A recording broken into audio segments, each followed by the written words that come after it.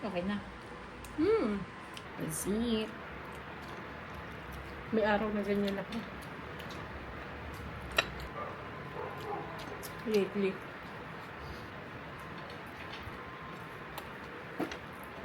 Ang tagal na kasi nung last. Sa US, di ako nawawala. Yung nararamdaman namin. Naghahati pa nga kami sa isang ano eh.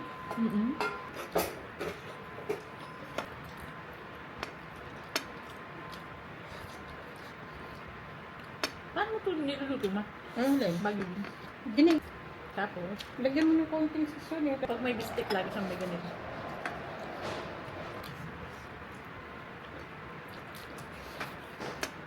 Hindi niya makain eh. Kaya mo. Nay eh. May tinira pa ako.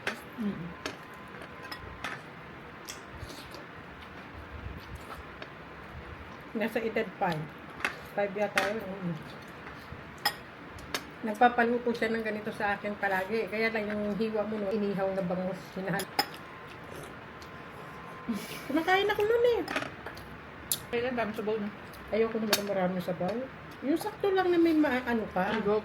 Mm-mm. Ayan, sabi ko na rin yun. Hindi ko...